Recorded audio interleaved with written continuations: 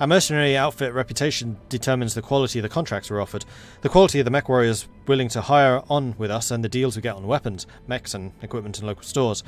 Most employers won't offer us the really juicy contacts until we've proven ourselves over time, but once our rep is solid, we'll get access to some high-paying gigs with opportunities for some serious battlefield salvage. Why is salvage important? If sea bills are like blood, salvage is like the food for the mercenary company, or something like that. I don't really do analogies. Let's just leave it at salvage is good. Here's why. Salvage lets you replace components you've lost or upgrade your mechs to better suit your combat tactics, and if you don't end up needing the salvage you get, you can always sell it off to the nearest store. Salvage rights are a time-honoured tradition in the mercenary trade, and figuring out who gets what at the end of an engagement is a vital part of our business. How do I negotiate? Mercenary contract negotiations are pretty straightforward, but out here on the periphery, it's all based on the golden triangle: sea bills, salvage, and reputation. Sea bills are the coin of the realm, so to speak. We use sea bills to pay for travel expenses, upkeep our ship, salaries for our crew, and repair our outfits of our mechs. Sea bills keep us flying. Salvage is part of our take 2. The more salvage we take on the battlefield, the fewer sea bills are deposited into our account. The fewer sea bills we ask for, the more salvage we get. Now you may want to take less money and less salvage in order to increase our reputation with the party offering the contract. Yeah, it'll cost us now, but the investment could really pay off down the road.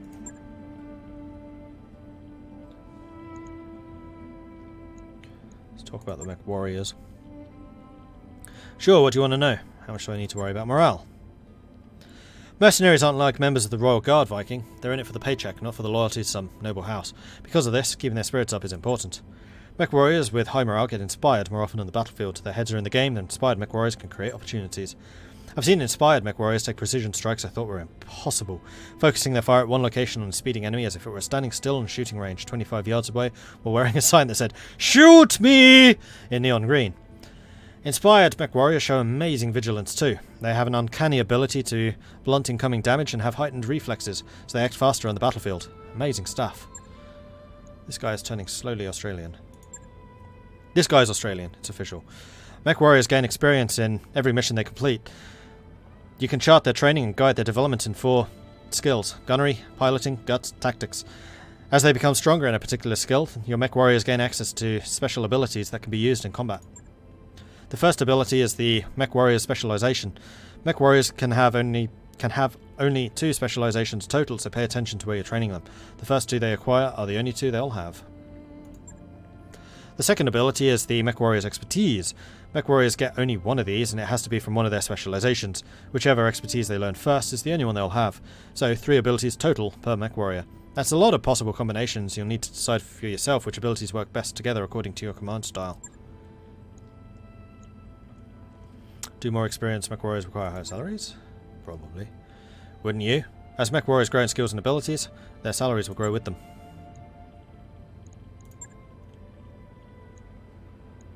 And finances. It's pretty simple really. Every 30 days you have to pay the crew and cover our regular operating expenses. Upkeep for the mechs we have ready in our mech bays, upgrades our equipment, things like that. So if we don't have enough sea bills to cover our operating costs at the end of the month when our financial report comes in, we're out of business. Merc life doesn't allow for second chances. Remember that when you're ordering weapon refits and ship upgrades, and make sure to reserve enough to cover our monthly nut. How can I make money? Obviously, the more mech warriors we hire, the more we've got to pay out each month. Nevertheless, it's a good idea to have a strong bench. You never know when somebody's going to take out one in the meat and be out of action for a while. Any upgrades we make to the ship will have upkeep costs too. Yeah, there are advantages, but there are advantages that require ongoing maintenance, and that costs sea bills. How can I lower operating costs? Well, for starters, consider putting the mechs you don't plan to field for a while into storage. Although it costs time and sea bills to refit their equipment and ready them for combat, stored mechs have no upkeep costs. By the way, remember you can sell mech chassis and equipment if you ever run low on cash. If you see something shiny in a store, you just gotta have. Anyway, back to operating costs. You can always dismiss a mech warrior for having a hard time making a payroll.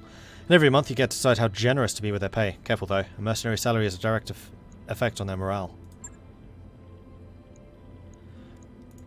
Tutorial. Things happen on a mercenary ship, Mordred, all the time. You throw a bunch of mech jockeys in a confined space with technicians and crew for months on end, they're going to see some spillover on the battlefield. And operating a mech outfit isn't a glamorous lifestyle. There are hard choices to be made on a regular basis, anything from breaking up a fight over petty bullshit to dealing with faulty power couplings. Still, I wouldn't trade this for just about anything. We go where we want, we fight who we want, and we only have one god we obey, the mighty Seabill. And, well, you, I guess. Yeah, to the left. Merc, life for me, Viking, all the way to the end. That'll do for now. Let's go and do a mission, shall we? Star map. So, there are no missions here, I think. Wait, was it star map? No, hang on. Contracts, that's the one. Okay, so this is Bellefonds. Contracts includes travel to Bellefonds. 12 days. Is one of my mechs still going to be out at that point? I have a feeling the big guy is. Does it say somewhere?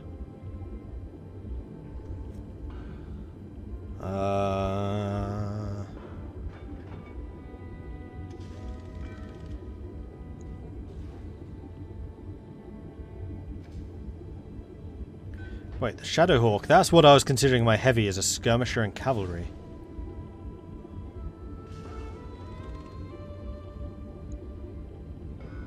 Spider, extremely maneuverable scout.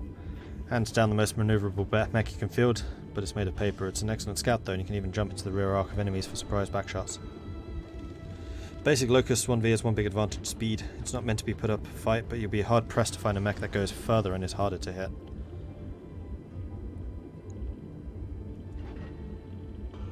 Oh, here we go.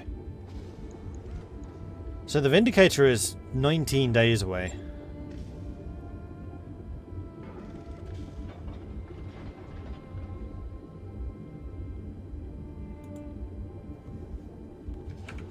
So they do it one after the other. So the Shadowhawk's being done first. I think I'm actually going to stop the Spider, which will get the Vindicator done faster. And then the Spider will do after that. We did just cancel it.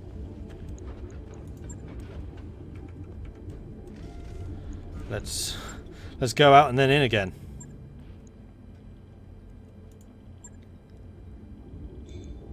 Okay, it's back.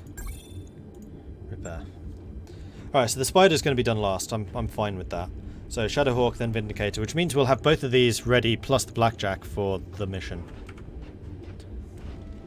Which seems... The head is in exactly the right place. The mech is wearing a helmet.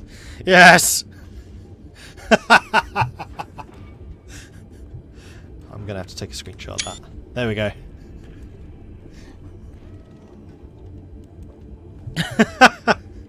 It's in the perfect spot.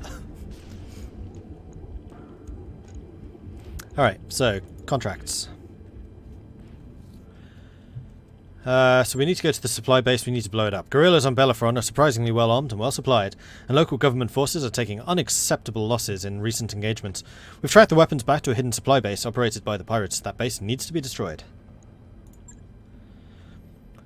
We've heard you're a competent mercenary and have been having some trouble lately. If you could resolve it for us, we'll ensure you're well paid.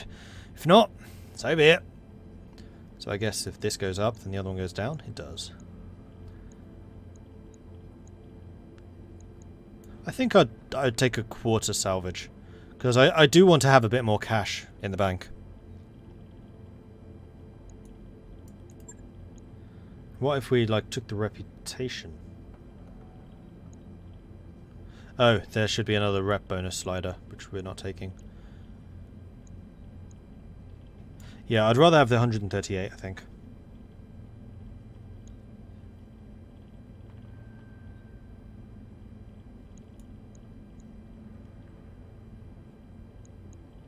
Yeah, I'll do that. Calculating course now, Commander. Engines primed. All hands prepare for transition to thrust gravity.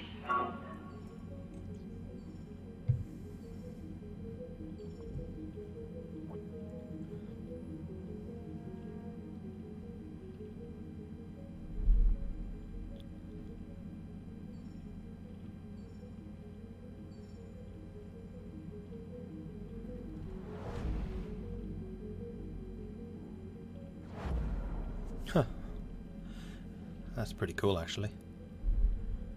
Undocked from jump ship. We're clear. Can't have rep for planetary government. That makes sense, actually. Shakedown! You're the Leopard's Bridge with Sumaya, Yang, Darius for the daily staff briefing. Darius said, "We've received 3 messages from the banks." Loan sharks. Sumaya cuts in. "From the people who are financing us," Darius continues. "They're considering rewriting the terms of our loans, so it'll be easier to seize the ship if we miss a payment.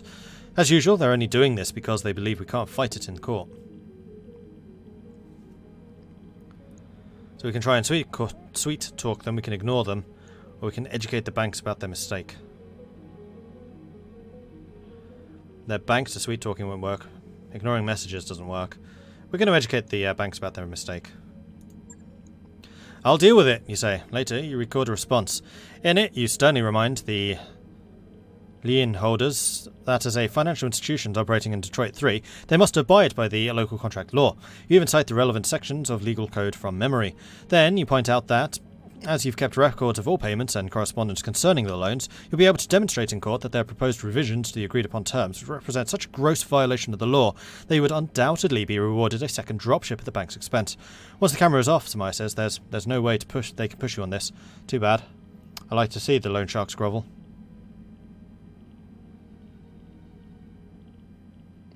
Companies gain the following tags. Loan status fair.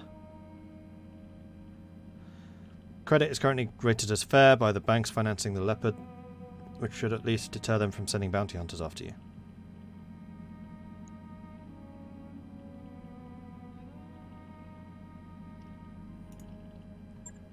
Cool.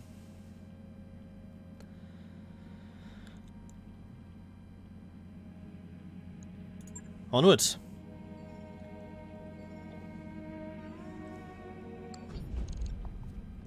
Yes, show those damned bankers their mistakes. We've arrived at Belafon, Commander. Ready to proceed with our current contract? Yes. Yes, I am.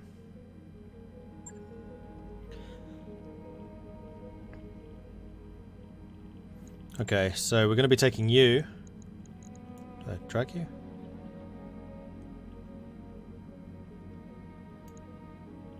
Shadowhawk with Mordred. That actually seemed to be... Oh wait, no, not the Shadowhawk. You're in the Blackjack. Mordred's actually been doing a pretty good job in the Blackjack. I'm kind of happy with that. Although the Blackjack could afford to be a bit faster.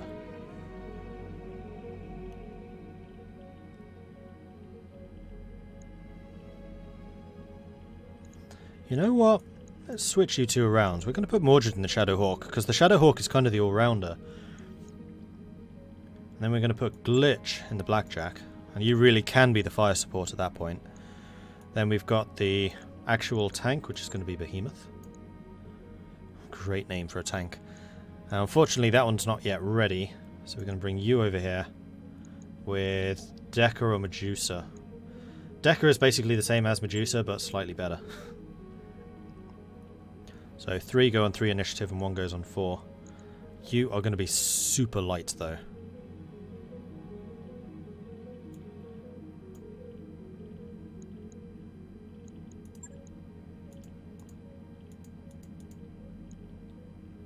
Few details. Badlands means that heat's going to be a thing. 165 drop tonnage. I'm not seeing anything about, like, you're not carrying enough ammo. Though it does look like there are, like, ammo racks and things you can upgrade in over time.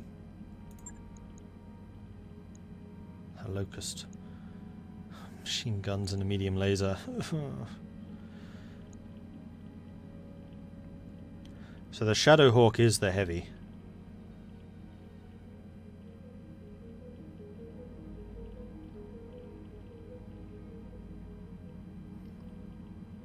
Wait, I did that the wrong way around, didn't I?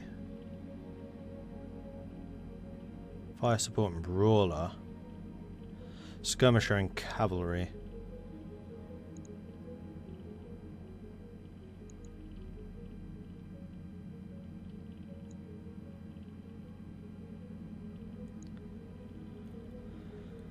Shadowhawk is my heaviest, so yeah, the Shadowhawk should be a Behemoth, then I'll be in the Vindicator. That's probably better.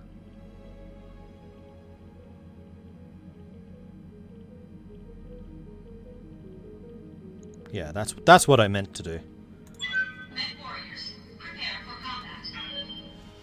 Bombs away!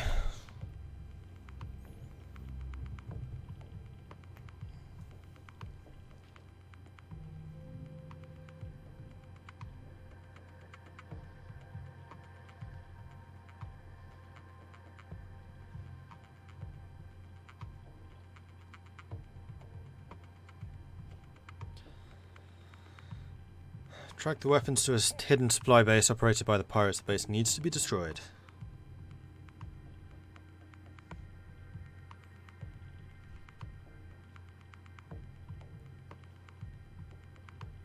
Both Blackjack and Vindicator of Fire supports with good mobility.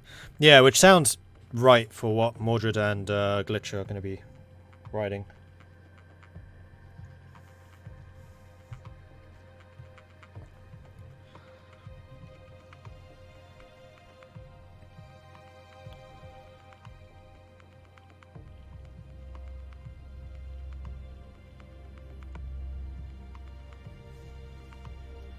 Begin. Command interface initiated.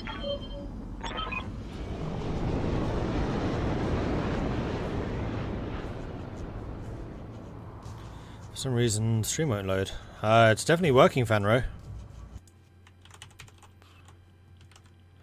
Though I suspect that my talking is not going to do anything. Our intel was right. There aren't any nearby reinforcements, but there are fixed gun emplacements. Move up, neutralize the turrets, and level that base. Watch out for the garrison, Commander. It's nothing too dangerous, but every bit of damage costs. Oliveria out. This whole planet could use an air conditioner. Okay, so they do have military building. Alright, so I just need to destroy the base. It looks to be a turret there. That's where we're going towards. Turret. Right, where's their generator?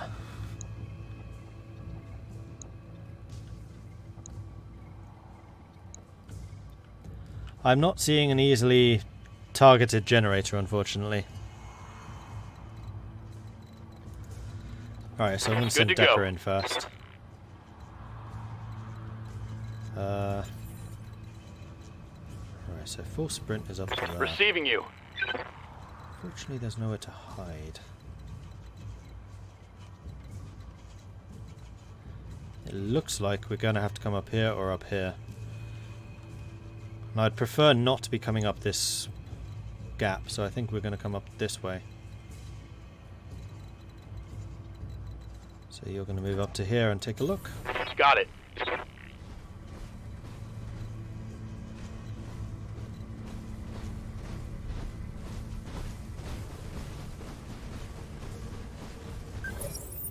Bandits. Unknown vehicle. Okie dokie.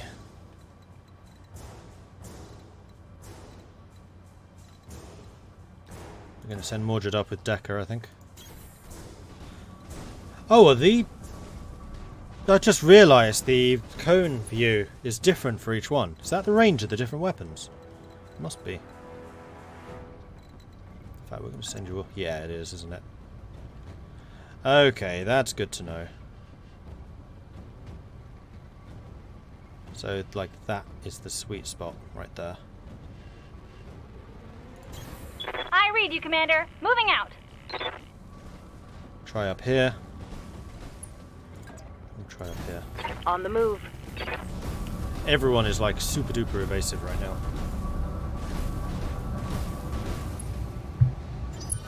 But we are kind of bunched together, which I'm sure is not going to have any negative impact on us whatsoever. Actually, surprisingly, it didn't. Yes, different colours show you weapon bands and changes depending on whether you enable or disable weapons. Okay, that's cool. Commander. Alright, Decker. We are trying to flank here, and I think we'll pull it off. Let's move you up to here.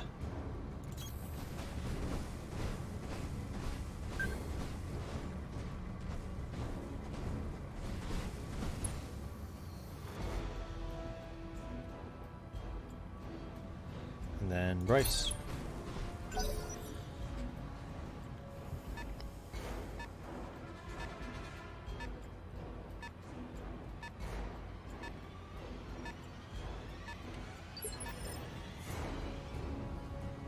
The very, very extremes of my range here.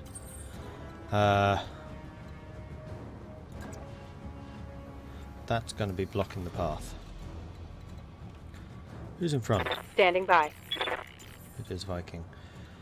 Viking, you're not moving as quickly as I'd hoped.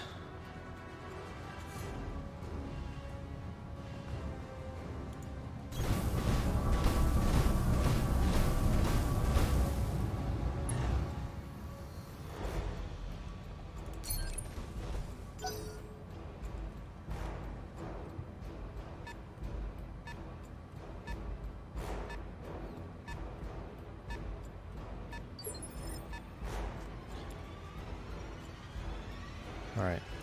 I hear ya. Glitch. Unless Behemoth is fast, Ready for orders. What can I do for you? Faster.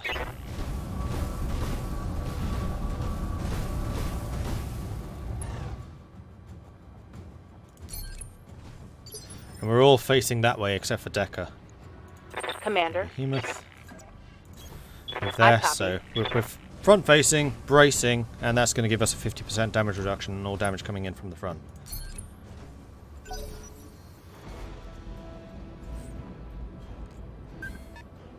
New bogey. Let's turn him into salvage. So we have 3 of them now, 1 on the top line. What's up, boss?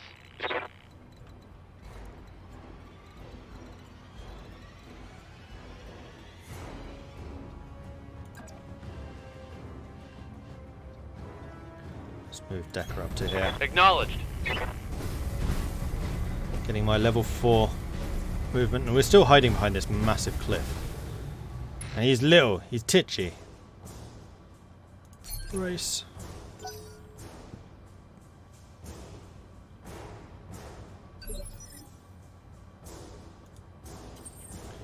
Alright, Viking.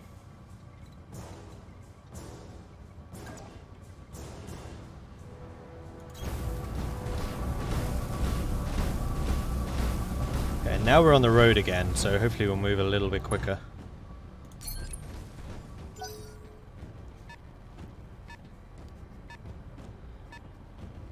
He's going to be in firing range very, very soon.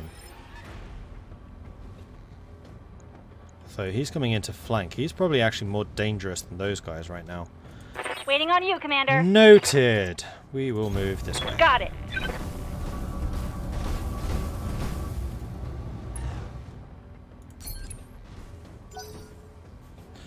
Man, we are moving slowly.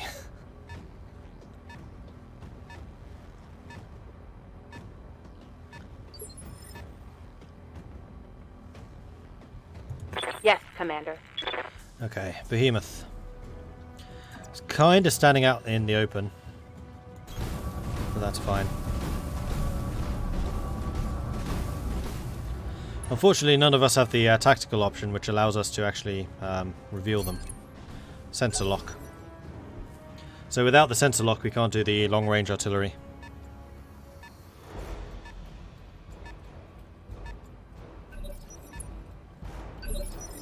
Alright. Orders?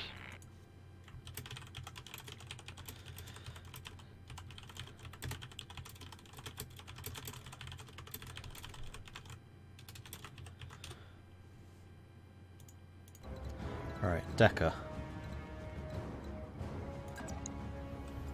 Can't quite make it there. Nor there. Nor there. Nor there. We could do that. Are you in melee range? You're not.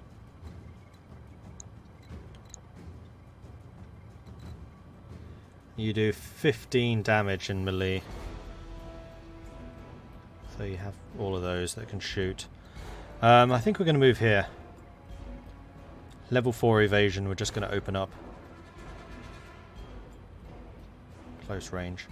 So I suspect the machine gun is in here. I was thinking that this might be the melee range. In fact, yeah, you can see that that's my long range. So that's going to be the laser. That's going to be the MG. Although, standing here, nothing can hit that. Still not. What? Oh, we just can't see it. do this. Location confirmed. Heyo. Oh. Okay, so the machine guns were the close range. Bugger. Got it.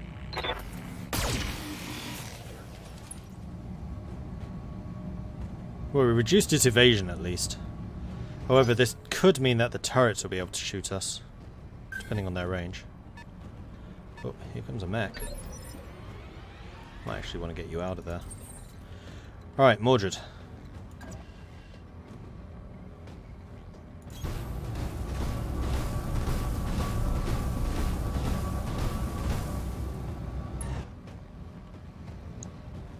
We could hit you with the LRM. May as well give it a shot. Fire. Engaging target. Still not dead. He's running.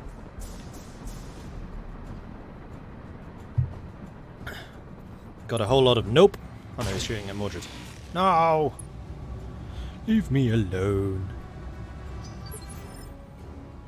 Each dot is the center of a 30-meter hex. MGs and SMLs have only 90, so it's only 3 dots on the map. Okay, cool. Waiting for orders. Good to know. Alright, Blackjack. Cannot actually move there. Can move here though.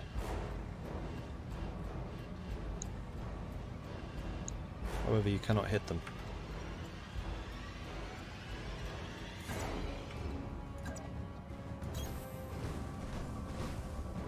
Apparently you can still hit that. With what? Oh.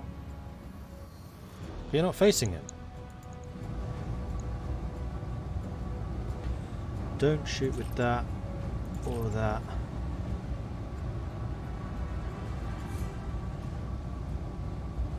Or that. So just with the AC2s.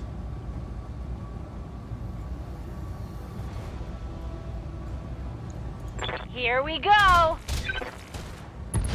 feel bad about shooting the little guys.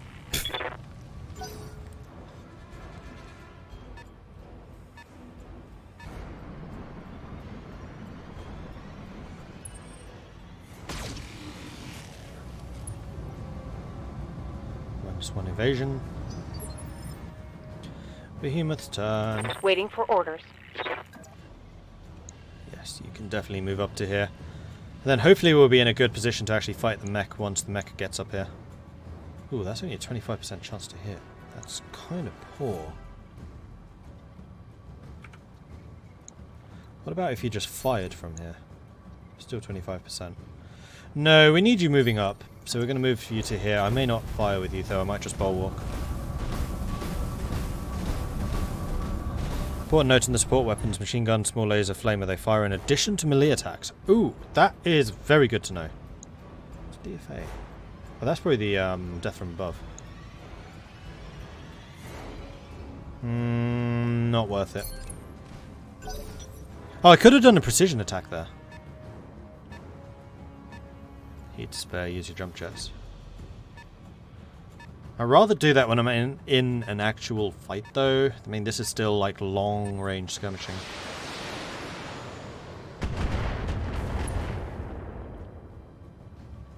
Is that it? I'm barely scratched. Alright, Decker. Those guys are still out of range. He's not. Waiting I'm going to for try and orders. move you into a position where we can shoot that little guy. And still be covered from up there. I think we're going to move to here.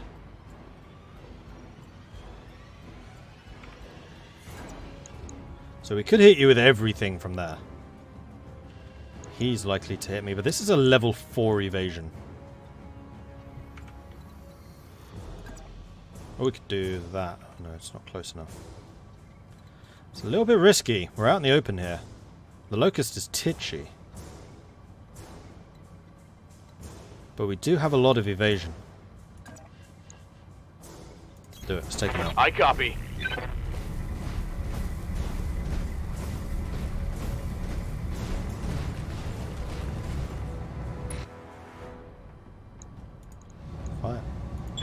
Let's see how you handle this. Didn't kill it though. Vehicles take double damage from melee and melee ignores evasion and cover. Cool. Uh-oh. Oh, it's a locust as well. We're fine. We're fine. Everything's fine. Alright, Viking. Move on up to here.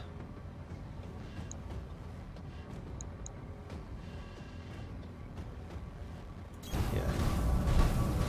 Do that.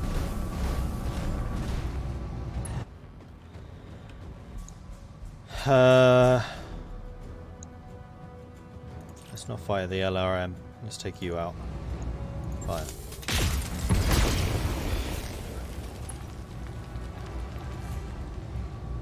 Enemy unit destroyed. Good. Good to go. Alright, glitch. If you move to there, you get some really terrible shots. Or if you jump, what the fuck can you get? It's a level of 4 evasion right there. But it does use a lot of heat.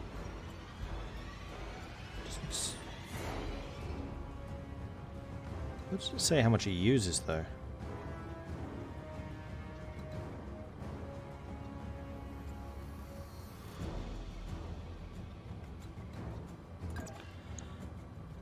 I think we're going to move here and then just walk up. They're welcome to try and shoot at me. Alright, Behemoth. Pretty much same thing. Just keep moving, keep trying to keep your facing towards them. Then we're going to walk up, and then next turn we should be in a pretty good position to move in and do some actual damage. So Decker might get shot at again, because they seem to like shooting at Decker, annoyingly.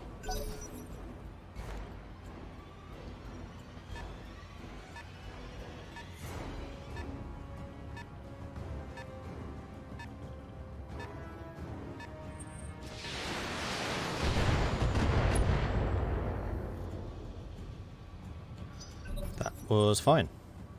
Uh-oh. Is this from the towers? That's a lot of firing. Ow, ow, ow, ow, ow, ow, ow. Oh, we're fine. I'm showing minor damage. Cool. So they have at least one uber long-range tower over there somewhere. Anyway, I'm going to have to end this stream here. I have some other things I need to get done today. I might try and stream again later. Possibly like 10 PM British Summer Time.